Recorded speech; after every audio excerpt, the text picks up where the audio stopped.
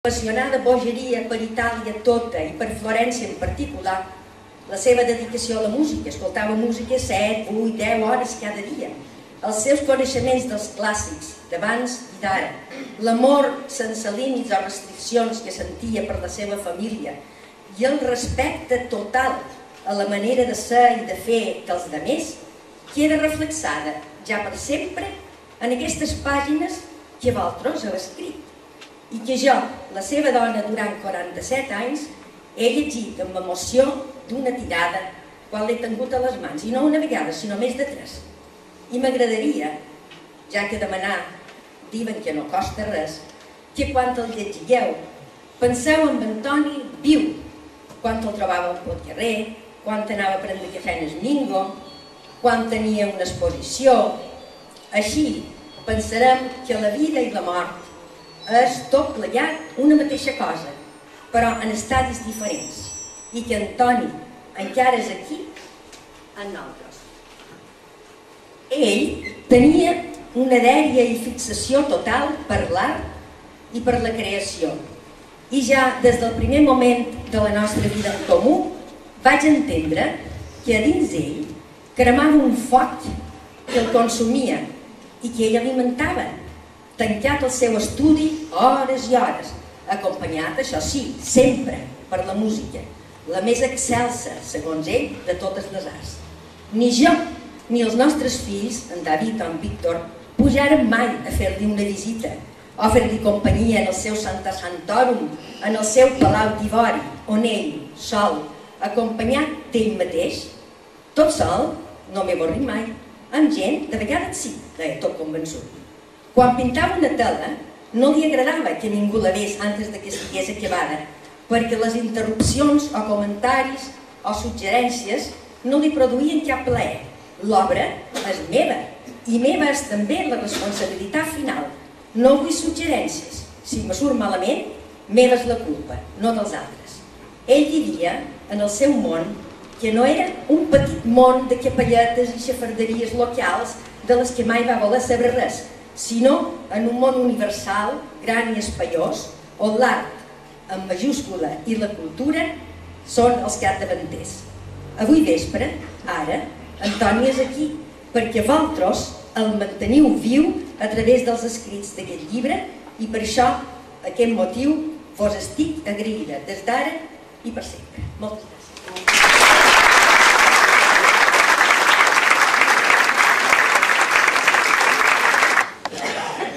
Antoni ha fet una generosíssima presentació que prisma el llibre no és meu, el llibre és vostre.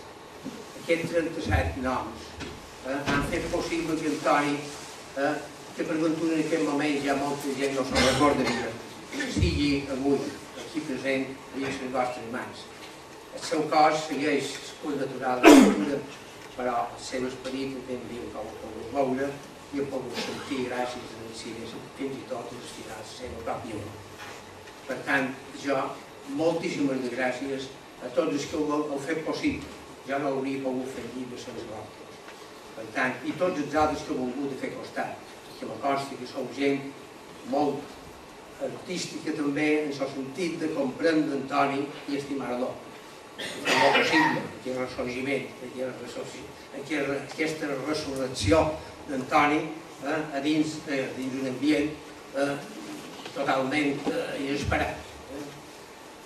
El cert és que quan vaig dur el llibre a mostrar al president de l'Institut d'Estudis Baleàrics, senzillament va ser ell qui em va convidar que eras, juntament amb en Pere Rampí i Obrer, i he presentat un llibre que he dit, fa temps que no han xerrat plegats, i jo per casualitat li vaig mostrar.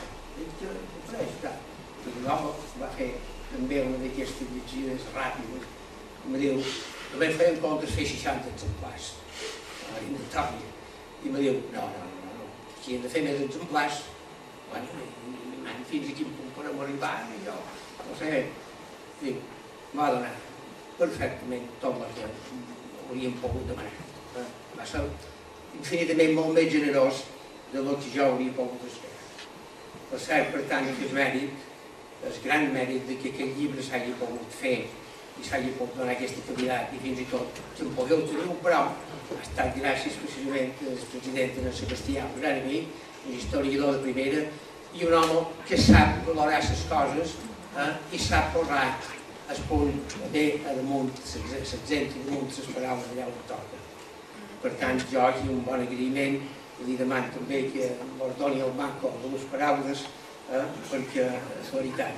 Jo a la meva despedida és senzillament la mateixa que diu Antoni en el principi que l'he posat com a lema, que crec que resumeix bastant la seva filosofia en home de poca paraula, però sí de bons fets. Està a la primera pàgina que d'això que diu i ara que ja us he contat aquestes coses meves, no em queda més que esperar la vostra mirada. Això ho deia per un quadre.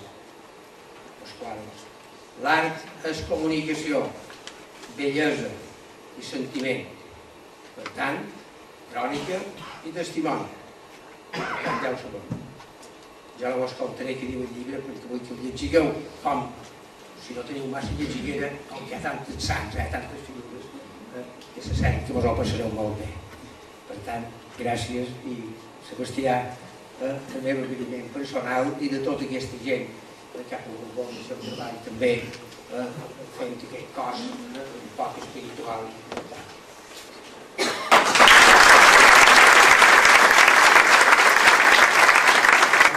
Bon vespre, senyores i senyors. Després d'aquests dos discursos excel·lents i emotius, poca cosa puc dir. El que sí afegirem és que jo m'apareix que m'ho han quedat curts en el número de llibres que hem fet. Me sembla, quan he arribat ho he pensat, dic, bueno, no l'hem fet a testament. I en aquest sentit, si vos sembla, en podem fer un parell més, un parell més aquí, en el sentit que qui tingui interès en tenir-lo el pugui tenir. No en farem mil, en farem una sèrie més, una cosa prudent. Però sí que, quan vam veure aquest llibre a l'Institut d'Estudis Baleàrics, la veritat és que vam pensar que aquí hi havia solidaritat, aquí hi havia emotivitat, aquí hi havia una estima a un país, a una gent, a una feina ben feta. I en conseqüència, poques vegades veiem obres de creació d'aquestes característiques. En veiem vegades, però no massa vegades.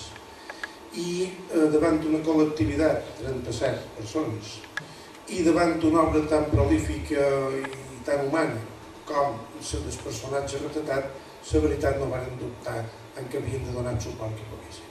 La proposta era modesta, això és la veritat, era per disfrutar els amics, coneguts, familiars, autors d'aquesta obra, però la veritat m'apareix que els manacorins i gent de pobles del veïnat que en veiem un parell, la veritat és que